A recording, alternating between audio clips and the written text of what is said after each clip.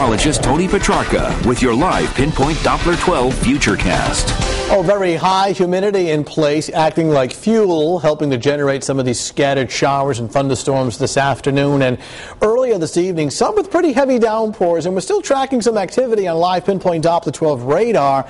However, for now, it's not terribly heavy. We don't see as much yellow and gold on the map, which would indicate thunderstorms and downpours. But we are still indicating some showers on radar. You can see these little areas of green out towards the northwest corner of the state. Here's Route 295 right in here. A little further to the south, out towards western Rhode Island now.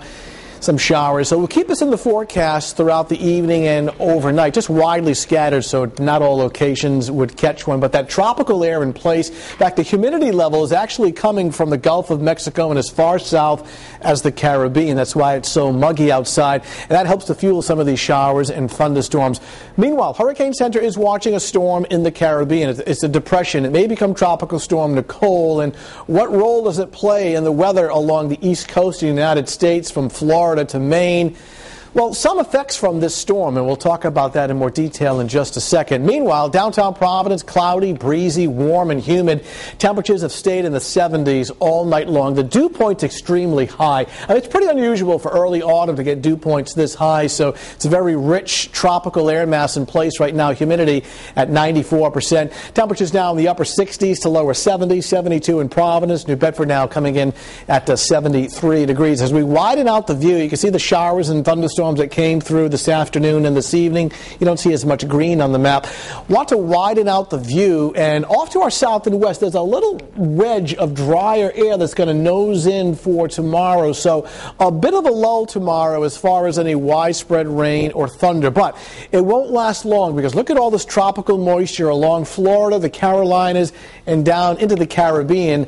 The jet stream of the storm track, in other words, the winds at high levels of the atmosphere, are blowing in such a way that it's drawing this moisture in waves up the coastline. And the next wave will be whatever's left of Tropical Storm Nicole. Now, it's not anticipated to become a full-fledged hurricane as it rides up the coastline, but it will be an area of some rain and some wind with possible impacts here come late Thursday night into Friday morning. Meanwhile, tomorrow morning, cloudy, warm, and humid. Temperature around 72. Any leftover showers coming to an end. Some areas of fog. The clouds will tend to thin out for a little bit of partial sun. I don't anticipate deep blue sky, but a little hazy sun. That'll do the trick as far as warming temperatures up well into the 70s, mid and upper 70s. Lower 70s along the south shore. Still humid, a warm day, at least for this time of year. Lots of clouds and some partial sunshine. Same situation across southeastern Mass. Now, the tropical remains of whatever's left of Nicole arrives here on Thursday. More so Thursday night into Friday morning.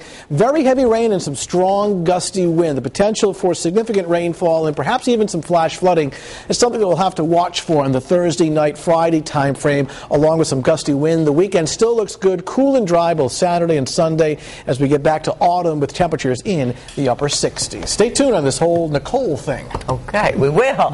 Coming up next on Eyewitness News at 11, frightening moments for several people inside a grocery store. The terrifying ordeal caught on camera. Just days before his 86th birthday.